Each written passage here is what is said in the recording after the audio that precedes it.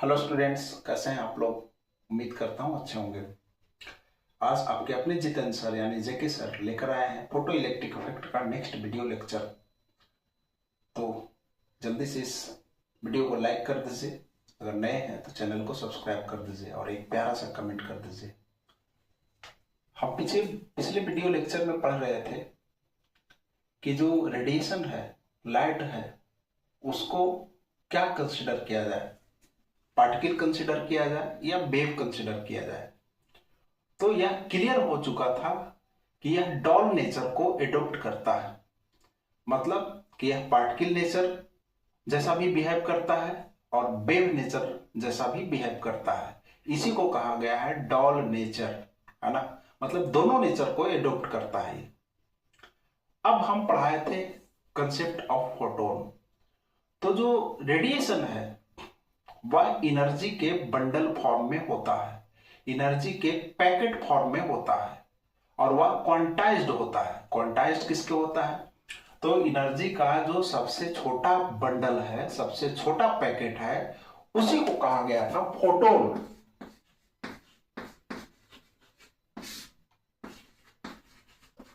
Smallest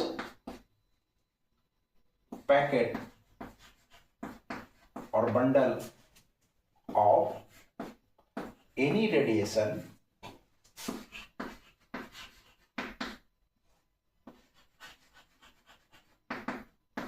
is called photon। अब यहां पे रेडिएशन का मतलब क्या है? रेडिएशन मतलब इलेक्ट्रोमैग्नेटिक वेव में सारे आ गए, जैसे हम विजिबल लाइट है, इंफ्रारेड, अल्ट्रावायलेट, है ना, एक्स रे, बहुत सारे रेस जो हैं, तो सारे के सारे क्या हैं? वह रेडिएशन है। और उसके सबसे छोटे जो एनर्जी पैकेट है उसी को क्या कहा गया है? फोटोन कहा गया है। अब यहां पे मान लिया जाए कि ये फोटोन है ना, मतलब सबसे छोटा एनर्जी का पैकेट जिसको पार्टिकल जैसा कंसीडर किया गया है ना, तो उसे कहा गया है फोटोन। अब फोटोन के बारे में हम पढ़ेंगे। तो सबसे छोटा पार्टिकल है ये, ठीक है। फोटोन जो है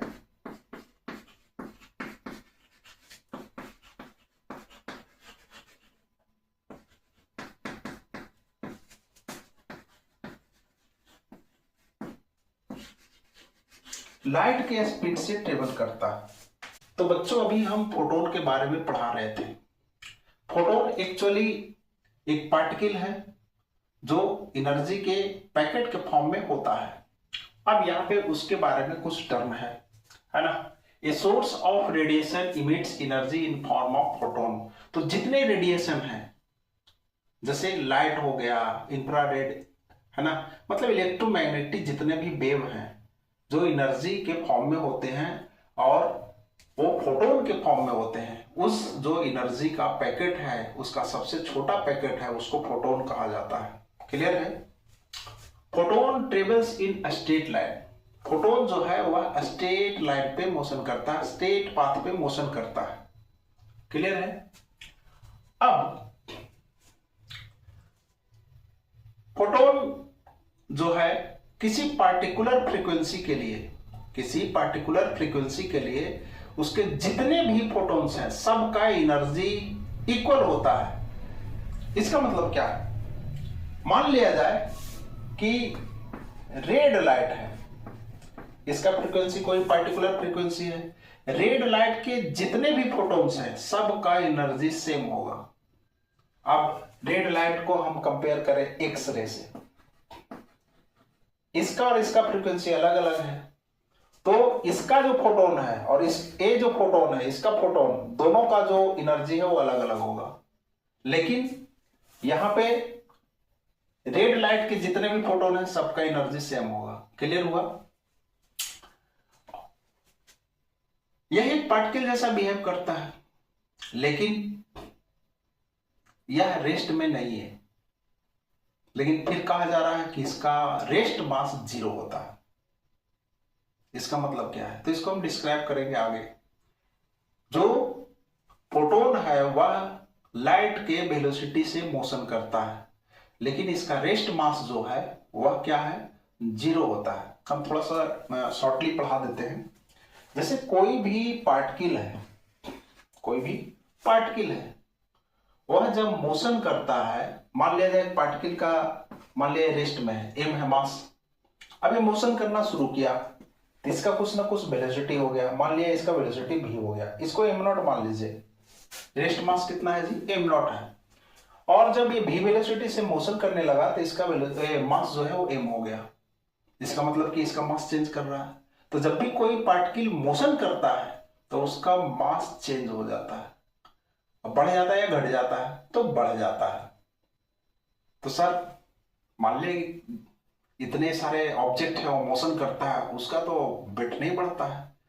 तो यह जो मोशन है, मतलब कि ये जो वेलोसिटी है वो नॉर्मल है, 20 मीटर पर सेकंड, 100 मीटर पर सेकंड, इस टाइप का, ठीक है। और जो चेंज इन मास है वह बहुत नेग्लिजिबल होता है, तो इसलिए हम इसको कंसिडर नहीं करते। तो यहां पे जो सबसे पहली बात कि कुछ ना कुछ फोटोन में मास होता है, बहुत थोड़ा सा। क्यों? क्योंकि इसका वेलोसिटी बहुत ज्यादा है, लाइट के वेलोसिटी के बराबर है। अब ये अगर रेस्ट में होता तो इसका मास कितना होता है, 0 होता है, ये कहा जा रहा है यहाँ पे। इसको हम एक्सप्लेन करेंगे थोड़ी देर के बाद। अब energy of photon is same in different medium. मान लिया जाए कि फोटोन इंटर करता है, जैसे वैक्यूम से एयर में इंटर किया, एयर से वाटर में इंटर किया, वाटर से ग्लास में इंटर किया, सभी में फोटॉन्स का एनर्जी क्या होता है, सेम होता है, इक्वल होता है। अपना एनर्जी फोटॉन्स चेंज नहीं करता है। अब फोटॉन्स पे कौन से चार्ज होते हैं, तो फोटोन इलेक्ट्रिकली न्यूट्रल होता है, फोटोन पे कोई चार्ज नहीं होता है। तो इसको नोट कीजिए। जब भी फोटोन किसी भी मटेरियल से या किसी सरफेस से कोलाइड होता है तो उस समय टोटल एनर्जी क्या होता है, कंजर्व होता है, प्लस टोटल मोमेंटम क्या होता है, कंजर्व होता है। हाँ, नंबर ऑफ फोटॉन्स चेंज कर सकता है, फोटॉन्स की जो संख्या है वह बदल जाएगी। पहले मान लिया 10 है तो बाद में हो सकता है कि 5 ही फोटॉन हमें मिले, लेकिन जो एनर्जी है वह टोटल एनर्जी सिस्टम का वो क्या होगा, कांस्टेंट होगा, टोटल मोमेंटम क्या होगा, कंजर्व होगा। तो ड्यूरिंग कोलिजन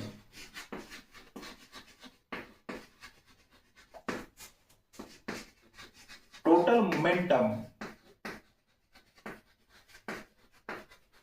एंड एनर्जी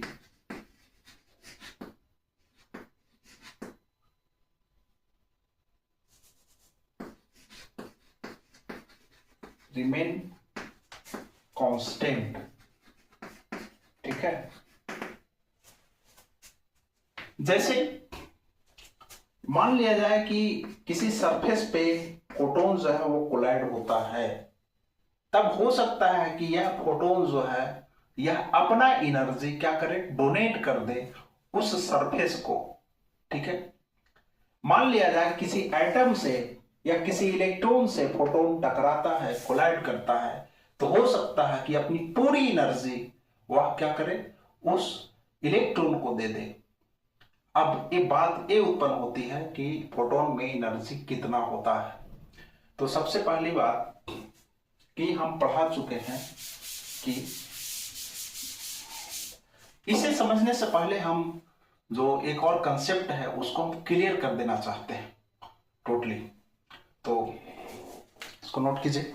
बच्चे, आइंस्टाइन ने एक इक्वेशन दिया था कि E is equal to mc square. अब इसका मीनिंग क्या है, E is equal to mc square. तो मान लिया जाए कि कोई ए ऑब्जेक्ट है जिसका मास m है ना, इस मास को पूरी तरह से डिस्ट्रॉय कर दिया जाए और इसको एनर्जी में कन्वर्ट किया जाए। आइंस्टाइन ने यही कहा था, सजेस्ट किया था कि किसी भी मास को हम एनर्जी के फॉर्म में चेंज कर सकते हैं, मतलब मास को डिस्ट्रॉय कर दीजिए और उससे हम एनर्जी ले लें। अब बोलिएगा सर होता तो है क्या, कोयला को जलाते हैं सर, कोयला गुजराते हैं सब, तो उसमें से एनर्जी मिलती है। तो वहां पे वह एक रिएक्शन है, carbon plus oxygen equal to heat मिलता है, हीट एनर्जी और कार्बन डाइऑक्साइड। वो वाली चीज नहीं, ये दूसरा चीज कह रहा है कि मास को, वहां पे मास का जो ये है, मास टोटली क्या होता है, कंजर्व होता है। यहां पे जो है कहा यह जा रहा है कि मास को डिस्ट्रॉय कर दीजिए पूरी तरह से और उसको एनर्जी में कन्वर्ट कर दीजिए। सोच लीजिए कि किसी मास को अगर एनर्जी में कन्वर्ट किया जाए तो हमें एनर्जी कितना मिलेगा। मान लिया एम मास का कोई ऑब्जेक्ट है तो इससे एनर्जी मिलेगी, इससे c² से मल्टीप्लाई कर दीजिए इतना। ये इक्वेशन एक क्रांति ला दिया पूरे विश्व में।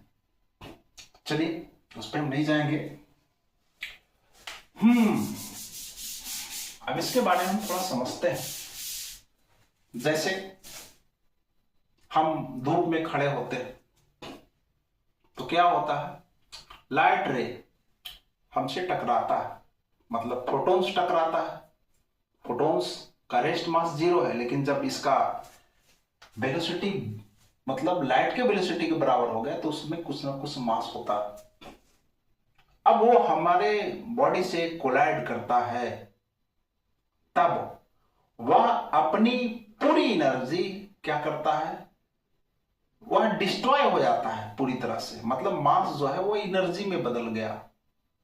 ये कहा जा रहा है कि जब भी फोटोन कुछ न कुछ मास है और वह कोलाइड किया, पूरी तरह से डिस्ट्रॉय हो गया, ठीक है, तो वह एनर्जी में बदल गया। अब देख लीजिए वह एनर्जी किस फॉर्म में मिलता है हमें, तो हीट एनर्जी में मिलता है।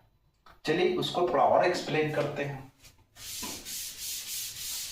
मान लिया जाए कि एम नॉट मास का कोई ऑब्जेक्ट है जो रेस्ट में रखा होगा, ठीक है जी। अब इस पे कोई फोर्स लगा रहा है एफ, तो वर्क डन होगा।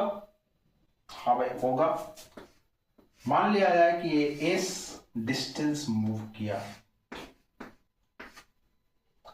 और ये डिस्प्लेस हुआ है, फोर्स भी है, तो वर्क डन हुआ। इसका काइनेटिक एनर्जी चेंज होगा, इसका मतलब इसमें कुछ ना कुछ वेलोसिटी होगा। फोर्स लग रहा है तो एक्सलेट करेगा, एक्सलेट करेगा तो इसका वेलोसिटी चेंज होगा। ये रेस्ट में है तो मान लिया जाए इसका वेलोसिटी v हो गया। अब इसका मास m0 था रेस्ट में, v वेलोसिटी हो गया तो इसका मास चेंज करेगा या नहीं करेगा, करेगा। कितना हो जाएगा, m हो जाएगा। अब ये कैसे कर सकते हैं सर, ये तो बड़ा बकवास चीज है, कैसे चेंज हो जाएगा। हम देखते तो है रोज रोज मोशन करता है बहुत सारी चीजों का, उसका मास चेंज नहीं होता है। चलिए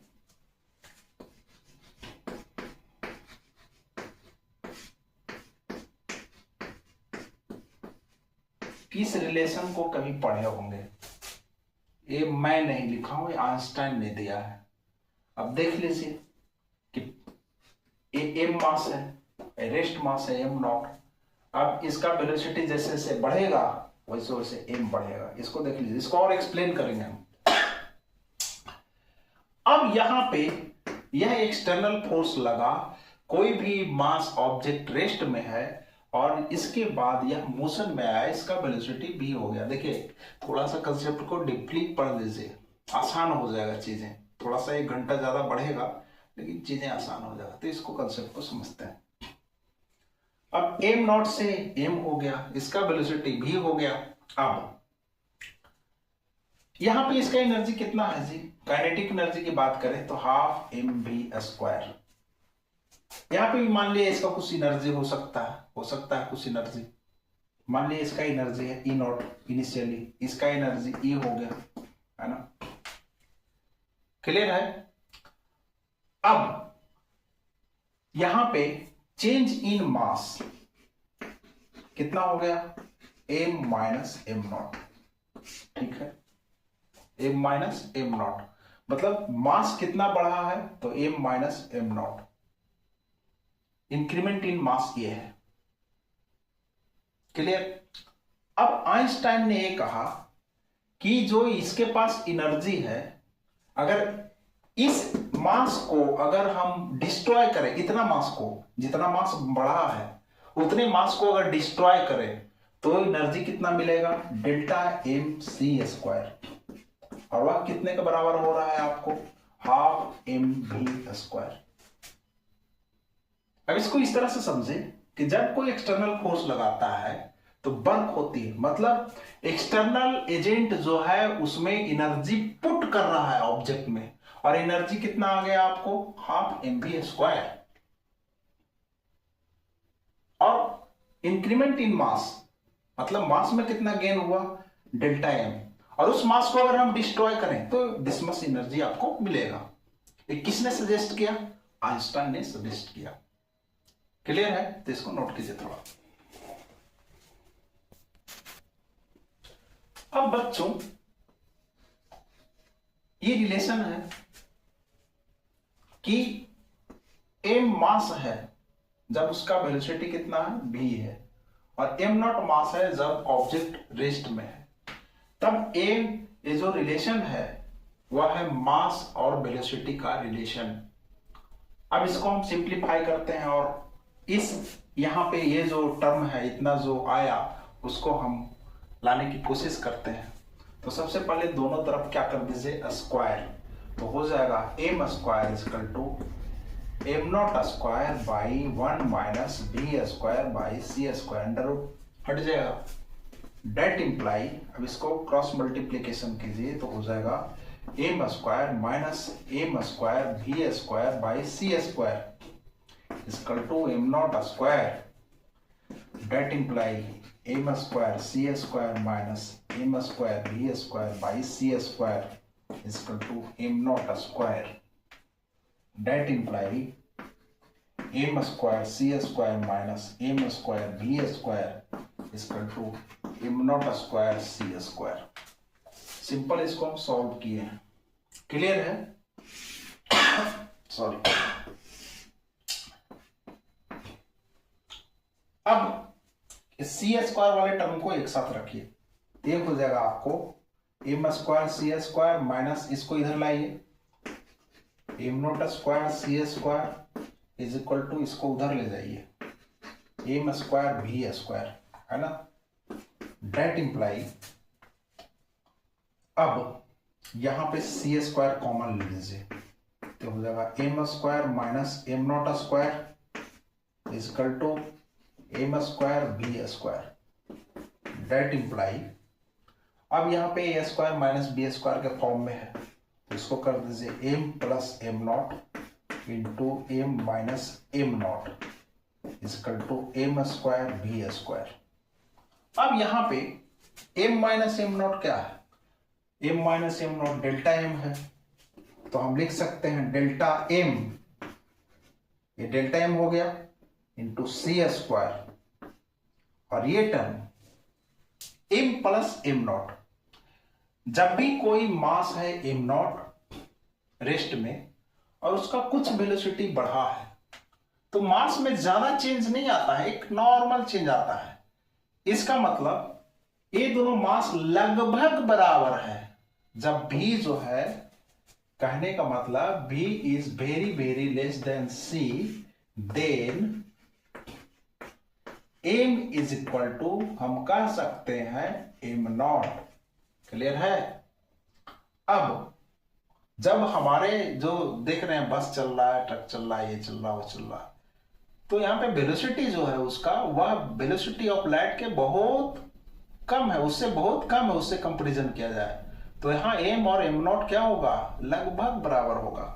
तो यहाँ पे इसको हम एम प्लस एम लिख सकते हैं, मतलब 2m लिख दें हम, इजकल टू एम स्क्वायर भी स्क्वायर। अब इस एक m को कैंसिल कर दीजिए, तब आपको कितना मिलेगा, इसको मिटा दे, हम इसको इरेज कर देते हैं, है ना, इधर वाले टर्म को। आप लोग वीडियो पॉज करके इसको कैलकुलेट कर लीजिएगा, है ना। अब यहां पे delta M C square is equal to, इस 2 को इधर ले जाएंगे तो हो जाएगा आपको हाफ एम बी स्क्वायर, ये रिलेशन लाना था, देख लीजिए। इसका मतलब क्या हुआ, पहले इसको नोट कीजिए।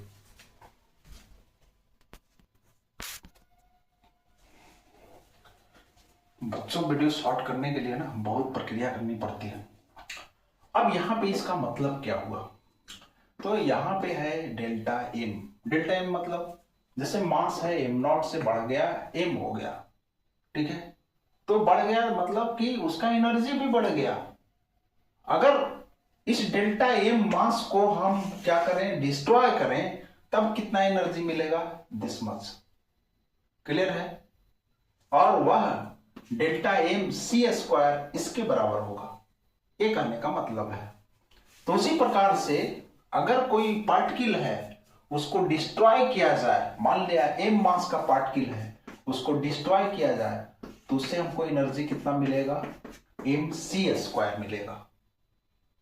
अब हम इस जो चीज को है हम फोटोन को डिस्ट्रॉय करना चाहते हैं, फोटोन ऑलरेडी डिस्ट्रॉय हो रहा है, और हमें जैसे लाइट हमारे बॉडी पे पड़ता है सनलाइट, और उसको हम वो कोलाइड होता है हमारे, तो वो पूरी तरह से डिस्ट्रॉय हो जाता है और हमें एनर्जी मिलती है। धूप में खड़ा होकर देख लीजिए, ठंड लग रही है, धूप में खड़ा हो लीजिए, आपको एनर्जी मिलेगा, हीट एनर्जी वो मिलेगा। हीट एनर्जी फॉर्म में बदल जाता है फोटोन की जो एनर्जी है, लाइट एनर्जी। तो इस प्रकार से हम इसको हम प्रैक्टिकली भी देख रहे हैं। चलिए और इसको हम विस्तार से समझते हैं उस चीजों को। यहां पे देख लीजिए, मान लिया कि भी इंक्रीज होगा तो बी स्क्वायर भी इंक्रीज होगा, ये चीज समझ में आ रही बात। तब B square by C square को देखिए, यह भी इंक्रीज होगा, होगा जी, और ए इंक्रीज होगा तो 1 minus B square by C square क्या होगा, डिक्रीज करेगा, क्योंकि ये माइनस में आ गया है ना। और अगर ये टर्म डिक्रीज हुआ तब यह जो पूरा टर्म है वह क्या होगा, इंक्रीज करेगा। इसका मतलब एम क्या होगा, इंक्रीज करेगा।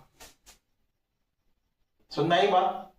तो जब भी किसी भी पार्टिकल या ऑब्जेक्ट का वेलोसिटी बढ़ता है तब उसका जो मास है वह क्या करता है, इंक्रीज होता है।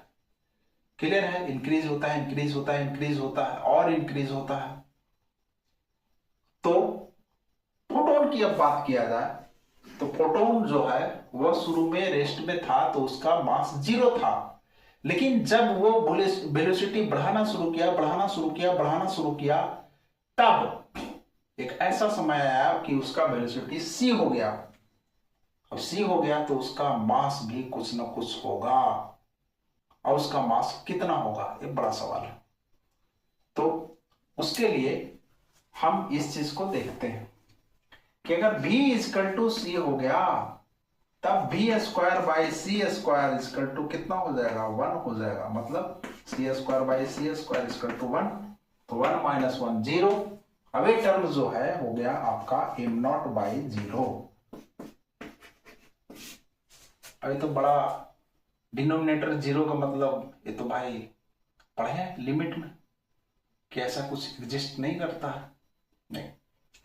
तो इसका मतलब कि इसका वैल्यू इंफिनाइट भी हो सकता है या फाइनाइट भी हो सकता है, ये कहा नहीं जा सकता है।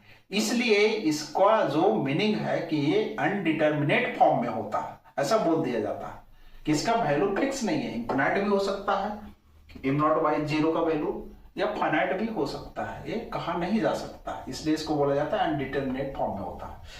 तो फोटोन का जो, जब फोटोन है उसका वेलोसिटी लाइट के वेलोसिटी के बराबर है तो उसके मास को कितना कंसीडर किया जाए, तो ये बड़ा सवाल है। तो इसको हम अभी कैलकुलेट करेंगे कि वो कितना माना गया। चलिए, इस चीज को हमें उम्मीद है कि समझ में आ गया होगा। तो अब हम आते हैं फोटोन पे कि फोटोन की कितनी एनर्जी होती है और क्या होती है।